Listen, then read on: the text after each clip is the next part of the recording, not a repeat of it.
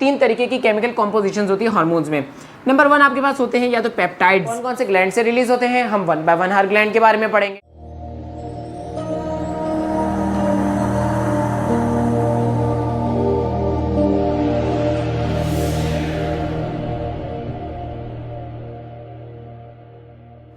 Welcome back. So today we are going to talk about chemical coordination. और chemical coordination में हम जब भी केमिकल कोऑर्डिनेशन की बात आती है तो हमारे जहन में आना चाहिए फॉरेन हार्मोन्स। और ऐसा क्यों है? क्योंकि hormones are the most common chemical coordination. और क्या होता है, किस तरीके से होता है, इस पर हम बात करते हैं। सबसे पहले स्टार्ट करते हैं कि हार्मोन्स हैं क्या चीज़। बेसिकली हार्मोन्स होते हैं कुछ केमिकल्स, ठीक है, और केमिकल कॉम्पोजिशन होती है। और क्या कॉम्पोजिशंस होती हैं, तो अगर मैं आपको बताऊं तीन तरीके की केमिकल कॉम्पोजिशंस होती है हार्मोन्स में।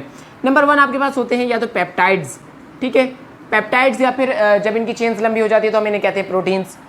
पेप्टाइड्स के अलावा इसमें मौजूद होते हैं अमाइनो एसिड्स, ठीक है, अमाइनो एसिड्स जो कि मॉडिफाइड अमाइनो एसिड्स होते हैं, या फिर मौजूद होते हैं आपके पास स्टेरॉइड्स। तो ये तीन तरह के अगर आपके पास केमिकल कॉम्पोजिशंस हैं तो वो मिलकर बनाते हैं आपके पास हार्मोन्स। अब सवाल उठता है कि हार्मोन्स जो हैं वो बॉडी पे एक्शन करते कैसे हैं, काम करते कैसे हैं, और टारगेट सेल पे जाके काम कैसे करते हैं। यानी कि अगर कहीं से हार्मोन रिलीज़ हो रहा है तो उसे कैसे पता कि मुझे यहीं जाकर काम करना है और यही स्पेसिफिक काम करना है, ठीक है, क्योंकि हार्मोन का काम क्या है, वो कोई काम बॉडी में फंक्शन परफॉर्म करवाता है। तो इसके लिए आसान सी चीज़ ये है कि इसमें एक मैकेनिज़्म होता है, ठीक है, वो सेल के जाके टारगेट सेल पे जाके लगता है, रिसेप्टर सेल पे, और वहाँ से एक मैकेनिज़्म शुरू हो जाता है जो कि साइक्लिक एएमपी वाला होता है। और ये आपसे पूछा तो नहीं जाएगा, लेकिन मैंने सिर्फ आपको बेसिक डिटेल्स बता दिए। साइक्लिक एएमपी जो है वो स्टार्ट हो जाती है और वो आगे जाके आपके पास मैसेंजर आरएनए को मैसेज दे के यहाँ पे ट्रांसक्रिप्शन और ट्रांसलेशन वाले काम शुरू कर देता है। तो आपको ये चीज़ें याद रखने की ज़रूरत तो नहीं है, लेकिन साइक्लिक एएमपी वाली बात याद होनी चाहिए। अच्छा, अब हार्मोन्स जो हैं इसका सवाल किस तरीके से पूछा जा सकता है, क्योंकि हम एग्जाम के पॉइंट ऑफ व्यू से पढ़ रहे हैं, तो सवाल इस तरीके से पूछा जा सकता है कि कौन से ग्लैंड से कौन सा हार्मोन रिलीज़ होता है, या फिर कौन से हार्मोन जो हैं वो कौन से ग्लैंड से निकलते हैं। एक और सवाल पूछा जा सकता है कि कौन से हार्मोन का क्या काम है, और अगर वो हार्मोन नहीं होगा तो क्या डिसऑर्डर हो सकता है, क्या मसला हो सकता है, या वो ज़्यादा बन जाएगा तो क्या डिसऑर्डर हो सकता है। तो इन सब पे बात करेंगे। स्टार्ट करते हैं सबसे पहले एंडोक्राइन ग्लैंड्स से, ठीक है। अब एंडोक्राइन ग्लैंड्स क्या होते हैं? एंडोक्राइन ग्लैंड्स वो ग्लैंड्स हैं जो कि हार्मोन्स को बनाते हैं और हार्मोन्स को रिलीज़ करते हैं। अब हार्मोन्स कौन कौन से ग्लैंड से रिलीज़ होते हैं हम 1 बाय 1 हर ग्लैंड के बारे में पढ़ेंगे, ठीक है। तो सबसे पहले बात करते हैं हम हाइपोथैलेमस की। अगर हार्मोन्स की बात हो रही है और ग्लैंड्स की बात हो रही है और हाइपोथैलेमस की बात ना हो तो ऐसा हो ही नहीं सकता, क्योंकि हाइपोथैलेमस जो है वो आपके पास मेन सेंटर है जहाँ से बहुत सारे हार्मोन्स के रेगुलेटिंग हार्मोन्स रिलीज होते हैं, ठीक है। हार्मोन के रेगुलेटिंग हार्मोन्स क्या मतलब हुआ? यानी कि जो मेन हार्मोन है उसको रेगुलेट करने के लिए भी एक हार्मोन रिलीज होता है, वो रिलीज होता है हाइपोथैलेमस से। स्टार्ट करते हैं। आपके पास हाइपोथैलेमस का जो शेप होता है वो कुछ इस तरीके से होगा, ठीक है। और मैंने आपको बताया था नीचे इस तरीके से वो ज्वाइन होता है, किससे? एंटीरियर और पोस्टीरियर पिट्यूटरी ग्लैंड से, ठीक है। इस तरीके से ग्लैंड्स होते हैं और यहाँ से आपके पास न्यू सेल्स होते हैं यहाँ पे हाइपोथैलेमस में, ठीक है, और वो सिग्नल पहुँचा रहे होते हैं नीचे तक फाइबर्स के थ्रू, ठीक है। अब इन सेल्स को हम कहते हैं न्यूरोसेक्रेटरी सेल, न्यूरोसेक्रेटरी सेल, ठीक है, जो कि मैंने यहाँ लिखा हुआ है न्यूरोसेक्रेटरी सेल्स। और इन सेल्स का काम क्या है? इन सेल्स का काम है रिलीज़ करना। क्या रिलीज़ करना? Number 1 regulating enzymes. अब वो रेगुलेटिंग हार्मोन्स, ठीक है, वो रेगुलेटिंग हार्मोन्स क्या करेंगे? वो पिट्यूटरी ग्लैंड में जाके स्टिमुलेटिंग हार्मोन रिलीज करवाएंगे, ठीक है। लेकिन आपने क्या चीज़ याद रखनी है? मेन चीज़ जो याद रखनी है वो याद रखनी है कि न्यूरोसेक्रेटरी सेल्स जो हैं वो एडीएच बनाते हैं और ऑक्सीटोसिन बनाते हैं। एडीएच आपको सुना सुना सा लग रहा है, याद आ रहा होगा, होम्योस्टेसिस में हमने बात की थी, कलेक्टिंग डक्ट थी, ठीक है। नेफ्रॉन मैंने बनाया था, नेफ्रॉन में यूँ करके फिर यहाँ पे आके कलेक्टिंग डक्ट थी, और मैंने बोला था यहाँ पे भी क्या होता है, वाटर की रीएब्जॉर्प्शन होती है। तो यहाँ पर कलेक्टिंग डक्ट पे एक्ट करता है एडीएच और वाटर को रीएब्जॉर्ब करवाता है। तो एडीएच का काम क्या है? वाटर की रीएब्जॉर्प्शन करवाना। इसके अलावा ऑक्सीटोसिन जो है, ऑक्सीटोसिन भी जो है वो हाइपोथैलेमस से रिलीज होता है। ये दोनों रिलीज होने के बाद जाते हैं पिट्यूटरी ग्लैंड में, या आपके पास पिट्यूटरी ग्लैंड के पोस्टीरियर पार्ट में, पोस्टीरियर पिट्यूटरी में, ठीक है। तो मैं यहाँ लिख देता हूँ, ये जाते हैं पोस्टीरियर पार्ट पे, ठीक है, और वहाँ जाके स्टोर हो जाते हैं और फिर वो बाद में जाके पोस्टीरियर से रिलीज होते हैं। अब ऑक्सीटोसिन जो है, ऑक्सीटोसिन का काम होता है मसल्स की कॉन्ट्रैक्शन करना। कौन से मसल्स की कॉन्ट्रैक्शन करना? नंबर 1 यूट्रस की, नंबर 2 मेमोरी ग्लैंड्स में मौजूद मसल्स की कॉन्ट्रैक्शन करना, ठीक है। यानी कि ये क्या करता है ऑक्सीटोसिन, यूट्रस, फीमेल में जो यूट्रस होता है उसकी कॉन्ट्रैक्शन, ठीक है, करवाता है। किस वक्त करवाता है? जब डिलीवरी हो रही होती है, ठीक है। तो डिलीवरी के टाइम पे ऑक्सीटोसिन मोस्ट इंपॉर्टेंट है। नंबर 2 कब होता है? मेमोरी ग्लैंड जो होते हैं फीमेल के, ठीक है, मेमोरी ग्लैंड जो होता है उसमें आपके पास मौजूद होते हैं बहुत सारे फाइबर, वो होते हैं लोब्यूल्स होते हैं, ठीक है। इसके अंदर क्या हो रहा होता है? इसके अंदर मिल्क प्रोडक्शन भी हो रही होती है। अब मिल्क प्रोडक्शन जो है वो ऑक्सीटोसिन नहीं करता, ऑक्सीटोसिन सिर्फ करवाता है मिल्क इजेक्शन, ठीक है, यानी कि मिल्क का बाहर निकलना, इजेक्शन का जो काम है वो करवाता है कौन? आपके पास ऑक्सीटोसिन। तो ये आपको याद रखना, ऑक्सीटोसिन का काम क्या है? मिल्क इजेक्शन करवाना। अच्छा, हाइपोथैलेमस से आपने न्यूरोसेक्रेटरी सेल्स पढ़ लिए, एडीएच और ऑक्सीटोसिन निकल रहा है, पोस्टीरियर में जा रहा है। इसके अलावा एक और कौन सा होता है? एंटीरियर पार्ट भी होता है। ये अगर आपके पास पोस्टीरियर पार्ट था तो ये वाला पार्ट जो है ये आपके पास कौन सा पार्ट है? ये एंटीरियर पार्ट है, ठीक है। इसके अलावा बीच में जो पार्ट होता है उसको मिडल लोब कहते हैं, लेकिन वो इतना इंपॉर्टेंट नहीं है। एंटीरियर में से क्या क्या होता है? एंटीरियर में बहुत सारे हार्मोन्स रिलीज होते हैं। Number 1 TSH, that is thyroid stimulating hormone, ACTH adrenotropic corticotropic hormone, ठीक है, FSH एंड LH यानी कि follicle stimulating and luteinizing hormone. अब ये चीज़ें जो हैं ये अभी आपके काम की चीज़ नहीं है। क्यों? क्योंकि ये जो हैं ये स्टिमुलेटिंग हार्मोन्स है। ये आगे जाके जहाँ से हार्मोन्स को रिलीज़ होना है, जिस ग्लैंड से रिलीज़ होना है उसको जाके स्टिमुलेट करेंगे। जैसे स्टिमुलस आता है ना बाहर से, वैसे ये जाके स्टिमुलेट करेंगे। इंपॉर्टेंट क्या है यहाँ पे? इंपॉर्टेंट है आपके पास ये 2 hormones, number 1 growth hormone, number 2 prolactin hormone. Growth hormone का दूसरा नाम है सोमैटोट्रोपिक हार्मोन, ठीक है। और प्रोलैक्टिन जो है उसका काम मैं अभी बात बताता हूँ आपको। प्रोलैक्टिन का कोई दूसरा नाम नहीं है। प्रोलैक्टिन का फंक्शन होता है मिल्क प्रोडक्शन। मिल्क प्रोडक्शन का काम किसका है? प्रोलैक्टिन का है। मैंने यहाँ बताया था मिल्क इजेक्शन का काम किसका है? ऑक्सीटोसिन का।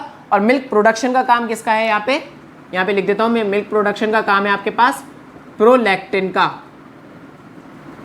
प्रोलैक्टिन का काम, ठीक है। तो ये फीमेल में मिल्क प्रोड्यूस करता है। इसके अलावा ग्रोथ हार्मोन का काम क्या है? नाम से जाहिर कर रहा है ग्रोथ हार्मोन है तो बॉडी की ग्रोथ करवाते हैं। कहाँ कहाँ ग्रोथ की हमें ज़रूरत होती है? हमारे मसल्स में, हमारी बोन्स में, ठीक है, और हमारे ऑर्गन्स में। इन सब चीज़ों को किस चीज़ की ज़रूरत होती है? ग्रोथ हार्मोन की ज़रूरत होती है। तो ग्रोथ हार्मोन जो है वो पूरी बॉडी में ग्रोथ करवाता है।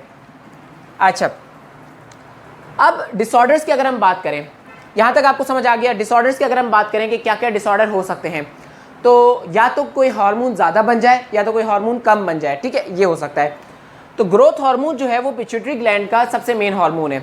और पिट्यूटरी ग्लैंड को हम मास्टर ग्लैंड भी कहते हैं, याद रखिएगा, मास्टर ग्लैंड भी कहते हैं इसको। मास्टर ग्लैंड इसलिए कहते हैं क्योंकि इसको समझा जाता था कि पहले ये बहुत सारे हार्मोन्स रिलीज करता है, लेकिन इनिशियली हमें समझ आ गया कि उसको रेगुलेट तो हाइपोथैलेमस करता है। तो अब इसका मास्टर ग्लैंड से नाम हटा के इसका नाम पिट्यूटरी ग्लैंड कर दिया है। डिसऑर्डर्स क्या क्या हो सकते हैं? क्योंकि ग्रोथ हार्मोन हमारे पास मेन हार्मोन है, तो ग्रोथ हार्मोन अगर ज़्यादा बन जाएगा, अगर ग्रोथ हार्मोन ज़्यादा बन रहा है तो क्या होगा? ग्रोथ ज़्यादा होगी। तो इस कंडीशन को हम कहते हैं जाइजेंटिज्म या एक्रोमेगैली। 2 चीज़ें हैं, जाइजेंटिज्म भी ग्रोथ हार्मोन के ज़्यादा बनने पर है, और एक्रोमेगैली भी जो है वो ग्रोथ हार्मोन के ज़्यादा बनने पर है। लेकिन ये जो है ये बिफोर प्यूबर्टी है, बिफोर प्यूबर्टी, यानी कि बच्चा जो है वो अभी मैच्योर नहीं हुआ है, प्यूबर्टी हिट नहीं हुई है। तो बिफोर प्यूबर्टी जो है अगर आपके पास ग्रोथ हार्मोन की प्रोडक्शन ज़्यादा होगी तो उसकी कंडीशन होगी जाइजेंटिज्म, और अगर आफ्टर प्यूबर्टी है तो आपके पास कंडीशन होगी एक्रोमेगैली। अब मैं एक्रोमेगैली और जाइजेंटिज्म में मेन फ़र्क क्या है देखें। आपकी जो बोन्स होती हैं, लॉन्ग बोन्स जो हैं आपकी, वो आपकी प्यूबर्टी से पहले बढ़ रही होती हैं, ठीक है। लेकिन एक बार प्यूबर्टी आ जाए तो आपकी लॉन्ग बोन्स बढ़ना ख़त्म हो जाती हैं। तो अगर प्यूबर्टी से पहले अगर आपके पास ग्रोथ हार्मोन का रिलीज ज़्यादा होता है तो आपकी लॉन्ग बोन्स वैसे ही बढ़ रही हैं, वो और बड़ी बड़ी हो जाएंगी, तो जो बंदे की हाइट होगी वो बहुत लंबी हो जाएगी, जाइजेंटिज्म वाली, ठीक है। लेकिन एक्रोमेगैली में ऐसा नहीं होता। एक्रोमेगैली में क्या होता है कि आपकी लॉन्ग बोन्स जो हैं वो बनना बंद हो जाती हैं, लेकिन आपकी जो फ्लैट बोन्स है, ठीक है, जैसे कि ये वाली बोन्स होती हैं आपकी, ये बन रही होती है अभी भी, ये अभी भी बढ़ रही होती है। तो इस कंडीशन में क्या होता है, ये वाली बोन्स बड़ी बड़ी हो जाती है। इसलिए आपने देखा होगा बड़े बड़े मुंह वाले, इतने बड़े बड़े फ्लैट मुंह वाले लोग देखे होंगे जिनमें इस तरह की कंडीशंस होती हैं, ठीक है। तो इस कंडीशन को हम कहते हैं एक्रोमेगैली। लास्ट आपके पास है ड्वार्फिज्म। ड्वार्फ हम कहते हैं छोटी हाइट वाले को, छोटे को। तो ड्वार्फिज्म कब होता है? ड्वार्फिज्म होता है आपके पास जब आपके ग्रोथ हार्मोन कम बनता है। तो ऐसी कंडीशन में या तो छोटी हाइट रह जाती है, छोटी बोन्स रह जाती हैं, छोटा फेस रह जाता है। तो इस कंडीशन को हम कहते हैं ड्वार्फिज्म। नेक्स्ट ग्लैंड है हमारे पास थायराइड, और थायराइड में से रिलीज होते हैं 3 मेन हार्मोन्स जिसका नाम है T3, T4 और कैल्सीटोनिन। थायराइड का आपने नाम सुना होगा, थायराइड की लोकेशन होती है आपके नेक के पास यहाँ पर, ठीक है, और बाइलोब्ड होता है। इसके अलावा इसमें से 3 हार्मोन्स रिलीज होते हैं T3, T4। T3 और T4 का मेन काम होता है आपकी बॉडी के मेटाबॉलिज्म को इंक्रीज़ करना, और मेन ग्रोथ फंक्शंस में आपकी ये हेल्प करता है। अगर T3 और T4 की प्रोडक्शन में अगर कमी हो जाए या ज़्यादती हो जाए तो डिसऑर्डर्स होते हैं, जिसके बारे में हम अभी बात करेंगे। इसके अलावा कैल्सीटोनिन जो है वो तब रिलीज़ होता है जब आपके ब्लड में कैल्शियम बढ़ जाता है। जब आपके ब्लड में कैल्शियम बढ़ जाता है तो वो क्या करता है, कैल्सीटोनिन रिलीज़ होता है और ब्लड में मौजूद कैल्शियम को बोन्स में डिपॉजिट करवाता है, ठीक है। तो लेकिन हमारा यहाँ पे थायराइड में मेन जो हार्मोन है वो T3 और T4 है, तो हम उसके ऊपर बात करेंगे। होता क्या है, अगर T3, T4 की प्रोडक्शन डिक्रीज़ हो जाए, यानी कम हो जाए, तो कंडीशन हो जाती है आपके पास हाइपोथायरॉयडिज्म। अब हाइपोथायरॉयडिज्म क्या है, और अगर बढ़ जाए तो उसको कहते हैं हाइपरथायरॉयडिज्म, ठीक है। और क्या होता है बेसिकली देखें, जब आपकी बॉडी में प्रोडक्शन कम होती है तो आपकी बॉडी का मेटाबॉलिज्म स्लो हो जाता है, तो आपकी हर चीज़ जो है वो स्लो हो जाती है। आपकी हार्ट बीट स्लो, आपके बॉडी के जो नॉर्मल फंक्शंस हैं वो स्लो हो जाएंगे। इसके अलावा आपकी ओबेसिटी होना शुरू हो जाएगा, ठीक है, और स्लगिश हो जाएंगे, आप स्लो हो जाएंगे काम करने में। इसके अलावा इसके बरक्स अगर हम देखें हाइपरथायरॉयडिज्म, तो सब उल्टा है। हाइपरथायरॉयडिज्म में आपके पास हर चीज़ तेज़ हो जाएगी, एक्टिविटी आपकी तेज़ हो जाएगी, ठीक है। एक्टिविटी तेज़ होने में आपकी हार्ट बीट तेज़, आपकी ब्रीथिंग तेज़, आपका काम करने का तरीका तेज़, इतना तेज़ होता है कि लोगों के ना ट्रिमर्स शुरू हो जाते हैं हाथ में। तो हाइपरथायरॉयडिज्म में क्या होता है, ट्रिमर्स भी होते हैं। तो ये दोनों क्या है, एबनॉर्मल कंडीशन है, क्योंकि नॉर्मल से ज़्यादा हो रहे हैं, और दोनों ही आपके लिए खतरे की बात है। एक और टर्म लिखी हुई यहाँ पे गोइटर। गोइटर कहते हैं हम बड़ा सा एक मास बन जाना यहाँ पे, और वो कब होता है, जब आपके पास नॉर्मली आयोडीन की कमी होती है। तो ये ज़्यादातर उन लोगों में होता है, पहाड़ी लोगों में, जो नमक का कम यूज़ करते हैं या फिर आयोडीन का कम यूज़ करते हैं। तो क्या होता है, आयोडीन जो है वो थायराइड हार्मोन्स के थायराइड के अंदर मौजूद थायराइड हार्मोन्स को रिलीज़ करवाने में सबसे मेन फंक्शन और परफॉर्म करता है। तो जब ये नहीं होते तो आपका जो हार्मोन जो ग्लैंड है वो बड़ा होने शुरू हो जाता है, जिसकी वजह से कंडीशन बन जाती है गोइटर।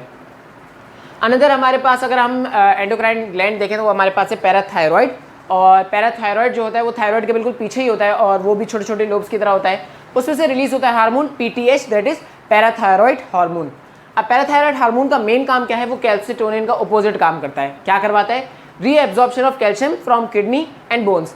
यानी कि जब ब्लड में कैल्शियम कम हो जाता है, जब ज़्यादा हो जाता है तो कैल्सीटोनिन रिलीज होता है, जब कम हो जाता है तो आपके पास PTH रिलीज होता है।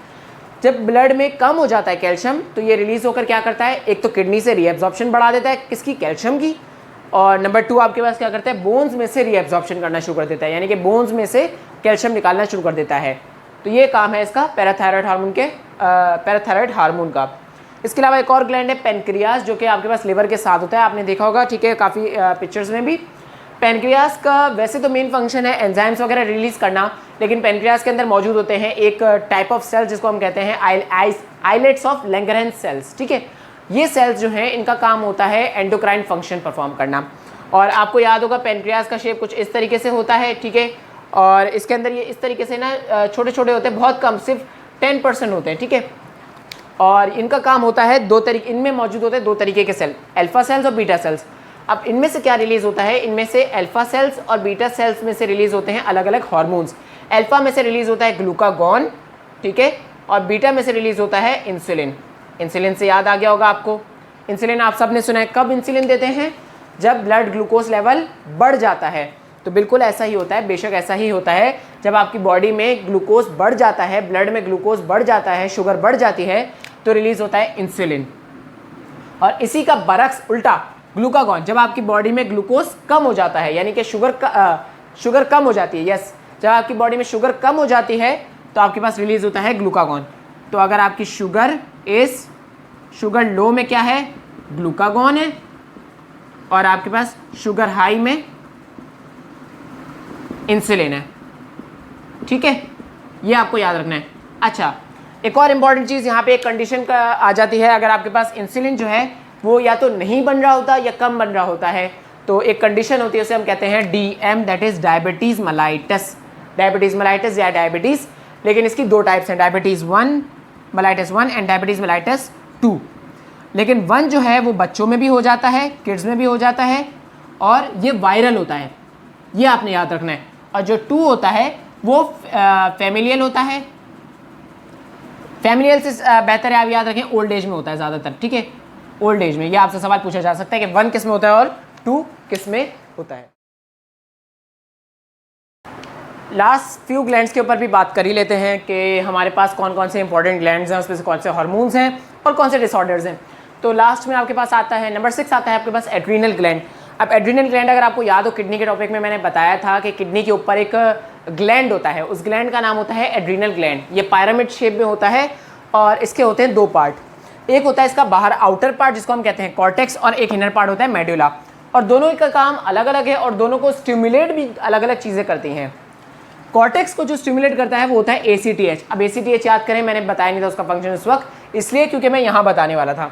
ACTH कहाँ से रिलीज हो रहा था आपके पास, अपना पिट्यूटरी ग्लैंड से, और पिट्यूटरी ग्लैंड से निकलने के बाद क्या आ रहा था, यहाँ पे आएगा कॉर्टेक्स में और इसको स्टिमुलेट करेगा। कॉर्टेक्स को स्टिमुलेट करने के बाद कॉर्टेक्स को बोलेगा 3 हार्मोन निकालो, कौन कौन से, कॉर्टिसोल, एल्डोस्टेरोन और एंड्रोजन, ठीक है। इसके अलावा मेडुला अगर आप देखें तो मेडुला के अंदर मौजूद है सिंपैथेटिक नर्वस सिस्टम। अब सिंपैथेटिक नर्वस सिस्टम आपको याद हो, थोड़ी देर पहले मैंने पढ़ाया था सिंपैथेटिक नर्वस सिस्टम क्या होता है, फ्लाइट और फाइट रिस्पॉन्स वाला, ठीक है। फाइट और फ्लाइट का मतलब यानी कि इमरजेंसी रिस्पॉन्स होता है। तो इमरजेंसी रिस्पॉन्स में सिंपैथेटिक नर्वस सिस्टम इस पर एक्ट करता है और 2 हार्मोन रिलीज करवाते हैं। Number 1 epinephrine, number 2 norepinephrine. दोनों का काम सेम है, नाम डिफरेंट इसलिए क्योंकि ये आइसोमर है, ठीक है। अच्छा, कॉर्टेक्स में बात कर लेते हैं एक एक हार्मोन की किसका क्या मेन फंक्शन है। नंबर 1 आपके पास है कॉर्टिसोल। कॉर्टिसोल जो है वो एंजाइटी हार्मोन है एक तरह से, ठीक है, और टेंशन के वक्त ज़्यादा रिलीज होता है, ब्लड के अंदर ग्लूकोज को बढ़ा देता है। इसके अलावा इसका मेन फंक्शन ये है कि ये मसल से प्रोटीन को निकाल कर उसको कन्वर्ट करता है ग्लूकोज में, तो ये काम करवाता है मसल वेस्टिंग का। याद रखें, अगर कॉर्टिसोल की क्वांटिटी बढ़ जाएगी तो आपके पास क्या होगा, अगर कॉर्टिसोल बढ़ जाएगा तो आपके मसल ज़्यादा वेस्ट होंगे और ब्लड बॉडी में जो है वो शुगर ज़्यादा बनेगी। जब शुगर ज़्यादा बनेगी तो आपको क्या हो जाएगा, डायबिटीज़ हो सकता है, सही है, डायबिटीज़ मेलाइटस हो सकता है। और इसकी वजह से क्या होगा, आपकी जो वेन्स है, ठीक है, आर्टरीज़ हैं, कैपिलरी जो आर्टरीज़ हैं उसके अंदर प्लगिंग भी होगी। फिर आपके पास क्या हो सकता है, हाइपरटेंशन हो सकता है, तो हाइपरटेंशन हो सकता है। इसके अलावा और क्या हो सकता है, इसके अलावा आपके मसल वीकनेस, मसल वेस्टिंग हो सकती है, ठीक है, मसल वेस्टिंग। और क्या होगा, इन सब के अलावा आपके पास ओबेसिटी होगी, ठीक है, ओबेसिटी। तो ये सारी चीज़ें जो हैं ये होता है कॉर्टिसोल के बढ़ जाने पे।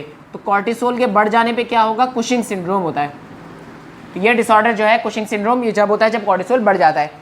इसी के बरक्स उल्टा जब कॉर्टिसोल कम हो जाए, जब कम हो जाए तो ये आपके पास होता है एडिसन डिजीज़। और एडिसन डिजीज़ में सब कुछ उल्टा होगा, यानी कि हाइपरटेंशन नहीं होगी, आपके पास लो ब्लड प्रेशर होगा, आपके पास मसल वेस्टिंग नहीं होगी, आपके पास ओबेसिटी नहीं होगी, आप थिन हो जाएंगे। इसके अलावा डायबिटीज़ मेलाइटस नहीं होगा, आपकी बॉडी में लो शुगर हो जाएगा, ठीक है। तो ये चीज़ें होती हैं एडिसन डिजीज़ में। Hormone number 2 aldosterone. एल्डोस्टेरोन आपको याद होगा किडनी में मैंने बताया था कि क्या करता है, सोडियम की रीएब्जॉर्प्शन करता है। वापस याद दिलाता हूँ, अगर मैं आपको, यहाँ पे मैंने बनाया था नेफ्रॉन का ये स्ट्रक्चर, फिर इसके बाद ये लूप ऑफ हेनले था, फिर यहाँ पे कर्ल्स थे, ठीक है। तो मैंने क्या बताया था, लूप ऑफ हेनले में यहाँ पे क्या एब्जॉर्प्शन होती है, यहाँ आपके पास वाटर और सोडियम दोनों रीएब्जॉर्ब होता है, ठीक है, लेकिन इस जगह पे सिर्फ आपके पास सोडियम एब्जॉर्ब होता है। तो मैंने बताया था एल्डोस्टेरोन क्या करता है, एल्डोस्टेरोन सोडियम की एब्जॉर्प्शन को बढ़ाता है। तो एल्डोस्टेरोन यहाँ पे सोडियम की एब्जॉर्प्शन को बढ़ाएगा, ठीक है। तो एल्डोस्टेरोन का मेन फंक्शन आपके सामने आ गया। Number 3 is androgen. एंड्रोजन एक सेक्स हार्मोन है और एंड्रोजन में रिलीज, एंड्रोस्टेरोन बिल्कुल टेस्टोस्टेरोन की तरह होता है जो कि मेल हार्मोन है, जो कि रिलीज होता है टेस्टिस से, ठीक है, टेस्टोस्टेरोन की तरह होता है। और इसका मेन फंक्शन ये है, इसका मेन फंक्शन है मेल सेक्सुअल कैरेक्टरिस्टिक्स देना, सेकेंडरी सेक्सुअल कैरेक्टरिस्टिक्स। और वो क्या क्या है, आपके पास हेयर ग्रोथ, ठीक है, और इसके अलावा आपके पास मसल्स बिल्डनेस, बोन्स का स्ट्रॉन्ग होना, और इसके अलावा डीपनिंग ऑफ वॉइस, ठीक है। आपने देखा होगा प्यूबर्टी के बाद लड़कों की आवाज़ जो होती है थोड़ी भारी हो जाती है। तो सेकेंडरी सेक्सुअल कैरेक्टरिस्टिक किससे होते हैं, एंड्रोजन से होते हैं। ये तो बात हो गई कॉर्टेक्स की। मेडुला की अगर हम बात करें, मेडुला में क्या होता है, मेडुला को सिंपैथेटिक नर्वस सिस्टम एक्टिवेट करता है। तो उसका मतलब जो 2 हार्मोन होंगे उनका काम होगा फाइट और फ्लाइट रिस्पॉन्स देना। तो बिल्कुल ऐसा ही है, जो एपिनेफ्रिन और नॉन एपिनेफ्रिन है वो सारे वही काम करते हैं जो सिंपैथेटिक नर्वस सिस्टम में होते थे, जैसे कि हाई ब्लड प्रेशर, ठीक है, हार्ट बीट तेज़ हो जाना, ब्रीथिंग तेज़ हो जाना। इसके अलावा और क्या होता है, डाइजेस्टिव सिस्टम को स्लो कर देना। तो ये सारे काम किसके हैं, एपिनेफ्रिन और नॉन एपिनेफ्रिन के। एक बात याद रखें, एपिनेफ्रिन जो है इसको हम कार्डियक अरेस्ट में भी देते हैं, यानी हार्ट अटैक अगर किसी बंदे को आ रहा हो या फिर किसी को एलर्जिक रिएक्शन हो रहा हो जिसकी वजह से उसका जो ट्रैक है ये बंद हो जाए, सांस की नाली बंद हो जाए, तो उसको एपिनेफ्रिन दिया जाता है। सो ये इंपॉर्टेंट है, याद रख लीजिएगा। बाकी कुछ छोटे छोटे ग्लैंड्स है जिसके बारे में पूछा तो नहीं जाएगा, लेकिन मैं बता देता हूँ। थाइमस ग्लैंड है जिसमें आपके पास होते हैं टी सेल। अब आपको याद होगा इम्यून सिस्टम में हमने पढ़ा था बी सेल और टी सेल, तो टी सेल्स की मैच्योरेशन होती है थाइमस ग्लैंड में। इसके अलावा आपके पास है pineal gland, not so important. इसके अलावा गोनैड्स है। गोनैड्स में अगर मेल की बात करें तो टेस्टिस और फीमेल की बात करें तो ओवरीज। मेल में मैंने आपको बता दिया टेस्टिस से रिलीज होता है टेस्टोस्टेरॉन, उसका काम वही है सेक्सुअल कैरेक्टरिस्टिक्स देना और स्पर्म की प्रोडक्शन भी, ठीक है, स्पर्म की मैच्योरेशन भी। इसके अलावा ओवरीज जो है उसमें से रिलीज होता है ईस्ट्रोजन और प्रोजेस्टेरॉन। अब ये ईस्ट्रोजन 1, प्रोजेस्टेरॉन 2, इसके अलावा FSH और LH, ठीक है। ये जो 4 हार्मोन्स थे ये सब आपके पास यूज होते हैं मेंसेस में, दैट इज मेंस्ट्रुअल साइकिल, जो कि हम चैप्टर नंबर 4 रिप्रोडक्शन में पढ़ेंगे। So that's all about the hormone और केमिकल कोऑर्डिनेशन।